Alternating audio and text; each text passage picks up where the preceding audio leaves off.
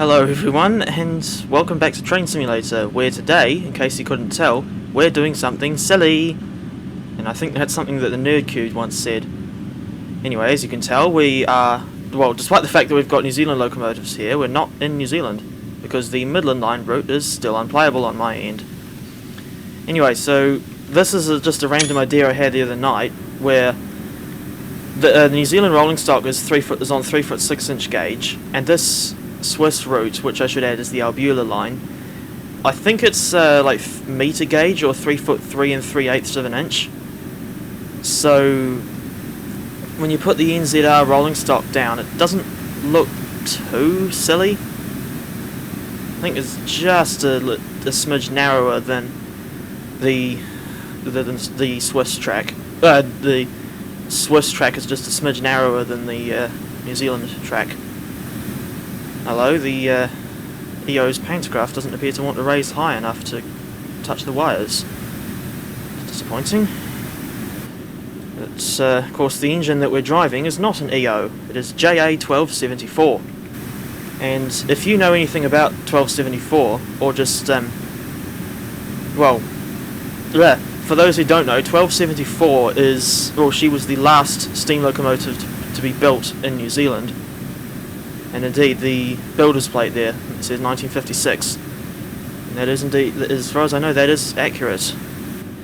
1274 is of course preserved in real life, and in Dunedin, which kind of makes sense, but unfortunately she hasn't run under her own power for many years, and as far as I know, she's stuffed and mounted, the real thing is stuffed and mounted in a glass case next to Dunedin station.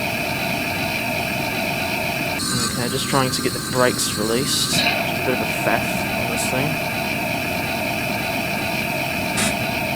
Mind you, I suppose it being a faff is probably to do with me not necessarily being the most experienced with driving this thing.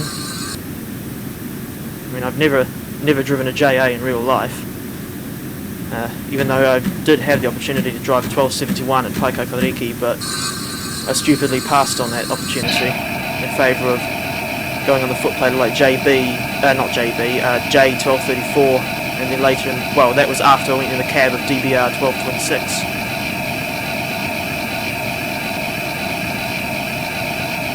I just realised if I had, I think his name's Stefan from NZTS Workshops here, he'd probably be laughing at me relentlessly for how much of a fool I am to run the JA in Switzerland. But that's just the nature of the beast, I suppose. But the brakes appear to be slowly releasing, which is always good. I do apologise for the potato frame rates. That's something I can't really do much about that.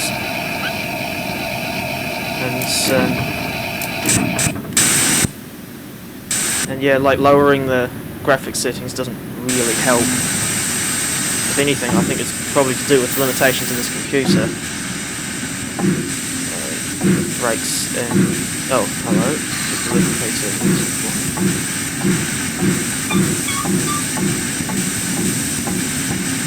Yeah, this lubricator is always a bit difficult for me to handle. I dare say I'll get better as time goes on. Just, of course, I didn't bother taking on passengers because I wanted to try and get this run finished relatively quickly. Indeed, today I thought we'll only take this thing as far as Samedan, which is I think the second station along the line. These, of course, are a pair of DJ locomotives. You can get them, well, they do come with the Midland Line routes, but not in this, I think it's like New Zealand Rail Blue livery.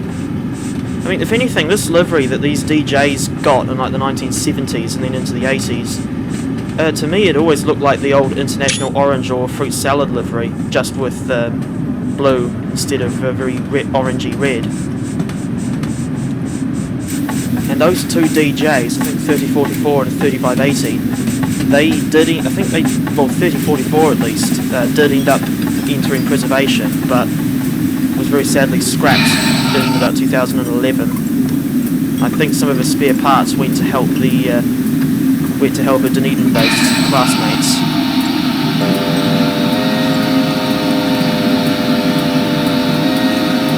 As for 3580, I don't remember what happened to her, but I'm pretty sure that was another DJ that was meant to be preserved, but ended up being scrapped in the end. Whilst that certainly is unfortunate, the good thing is that there are still at least 7 DJs still around. I think 5 of them are in Dunedin and 2 are at Mainline Steam's Fullerton depot. What are the brakes doing? It's slowly releasing. I don't dare opening the firebox when I'm in a tunnel, because I think if you do that you get something that's called a fatal blowback. Or at least that's something that can happen in real life, where like the fire might, I think, isn't it like where the fire gets sucked out, or almost like sucked out into the cab, and it could potentially severely injure the crew. And indeed, if you try that in Train Simulator, I think it throws you out of the session, which is, I always thought was a bit annoying.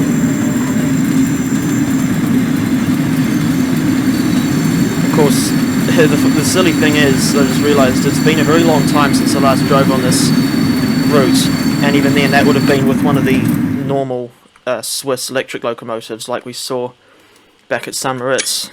And they certainly handle this route quite well, but I see that this JA is a little bit harder to handle, obviously. It's not just completely out of place, but it's also a steamer. Why am I restating the obvious? Sometimes I don't know why I do certain things. Okay, the brakes are kind of dragging. See, they're releasing slightly.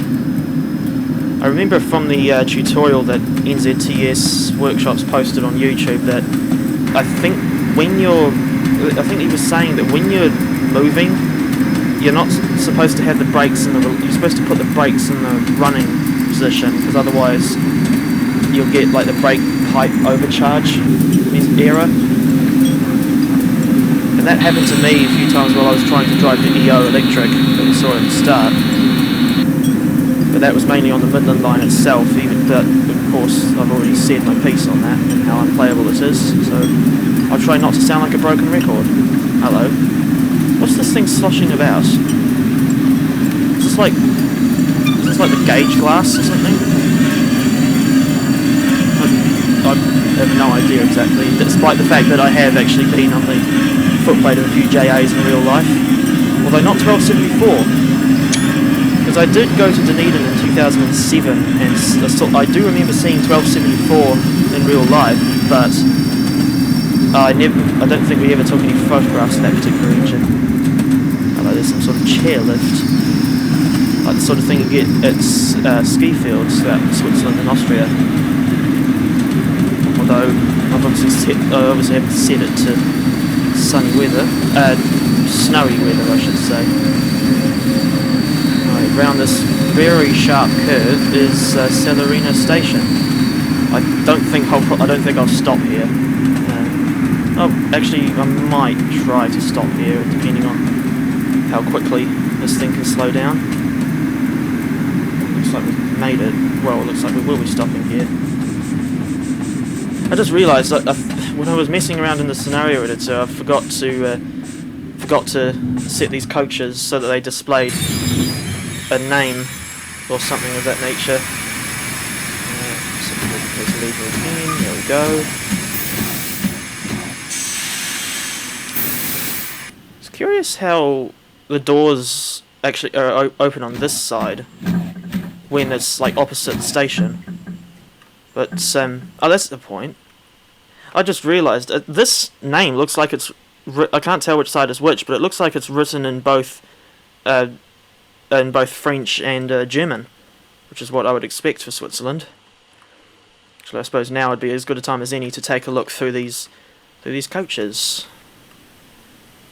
I think these are like 56-foot, definitely steel coaches at least. And these more recent looking ones did come with the JA pack, while these old wooden body coaches from the Midland line,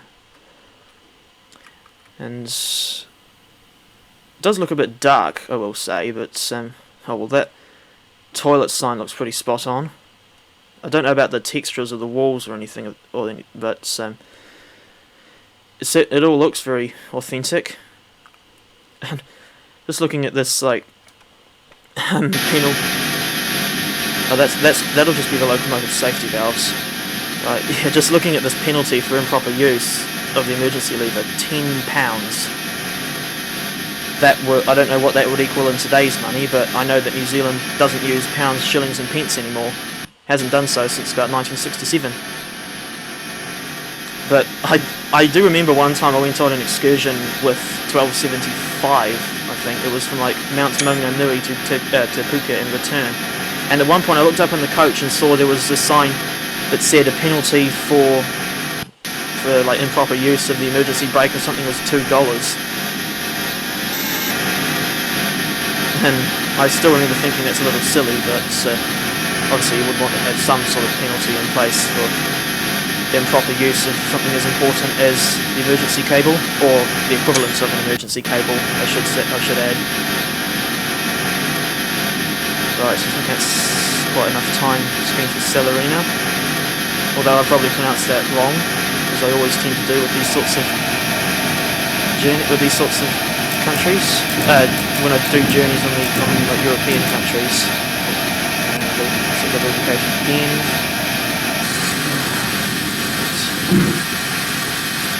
And we're off. Next stop is Samedan, which is where we'll end this run, I think.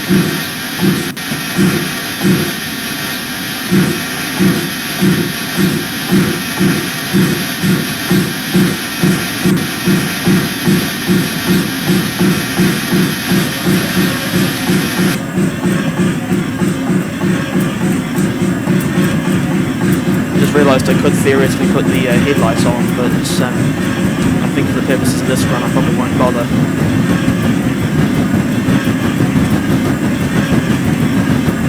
I'll tell you what, considering that the JA is so out of place for this sort of route, I'm surprised at how well she's handling.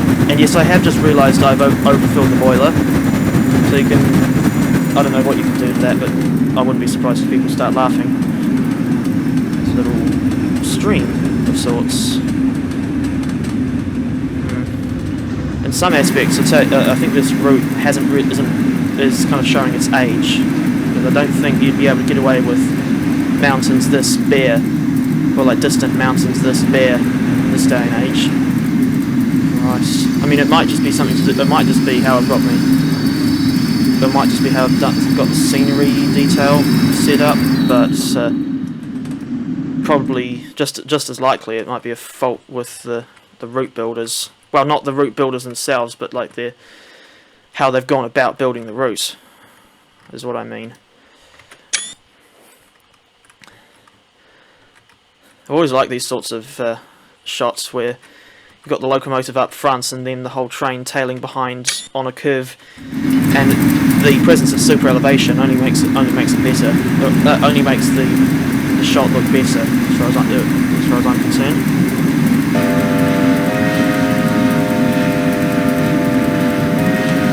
And I think the next time I drive on this Albula line route, it'll almost certainly be with some authentic motive power. Because I can imagine a lot of people cringing or not even bothering to watch the video, given how deliberate or given how inauthentic this is. Mind you, it's not as bad as what I've done in the two nonsense trains videos that I've made recently.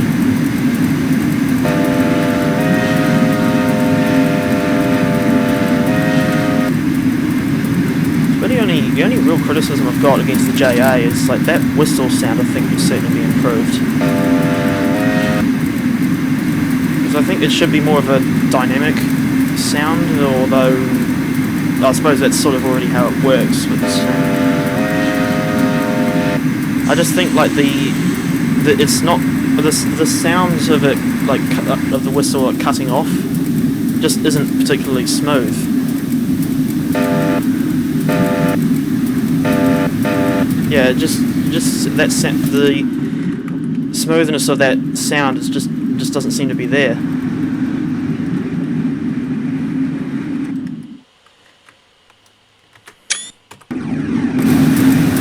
Right, you see we're not too far from Samedan. Yeah, this is actually, I didn't remember just how short this section of the line is. But I remember that this whole Albula route is actually reasonably long, as you can see. There's Moritz down at this end, and then up this way you've got Thusis, though I probably ended up butchering that horribly. This is actually, I just remember, this route is actually reasonably old. I think it came out in like 2016. I just realised that the JA it looks like it can barely fit under the wire. Coal piles taller than the actual engine. So I know that the brakes are applied. We'll certainly have to apply them even stronger now, but now that we're approaching another station. Actually, this is another JA that I decided to place down because reasons. And this is another this JA is one that I do remember seeing in real life quite well, especially since I've still got photographs from that time.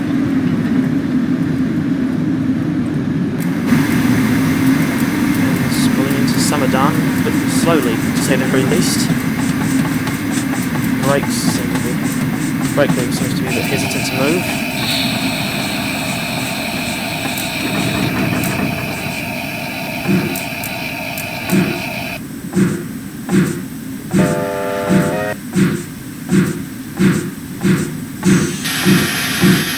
I think once I get a new, good, proper, powerful gaming computer, I'll definitely try to drive this thing on the Midland line route, because from what I've seen, it is actually quite an impressive route in terms of its length and the overall detail. But to me, all of that is ruined by the fact that it just runs so poorly on this computer that it's basically unplayable. Right, I think we can probably just leave the brakes on that setting. Should post to stop real soon. One thing this route is famous for is this Glacier Express, which is, I believe it's apparently quite a fancy passenger service that runs from Zermatt to St. Moritz. And indeed, I think these coaches do come with the route. And what's on the other end, it's one of the ABE 8/12 Allegra EMUs. This comes with the Arosa line. Not the Arosa line in TSW, unfortunately. Only the train simulator version. As for what does come with the TSW version of the Arosa line, it's this. I believe this is the GE 4/4 Mark II, which to me just looks like a narrow gauge version of some of the an old standard gauge Swiss electric engine. Indeed, I was doing a test drive on the Arosa line yesterday, and with any luck, I'll try to record some more videos on the TSW version of the Arosa line before too long. But for now, I think that should just about do it for this video. And so now that we're at Samedan, I'd like to say thank you very much for watching. And despite the general absurdity of this concept, I hope you've enjoyed seeing the JA running again. And I will say that although it's a bit difficult to get it running smoothly, I'd certainly still recommend picking this thing up. And it is available on Steam, and I'll include a link in the description, as I always do. Right, take care everyone, and I'll see you next time.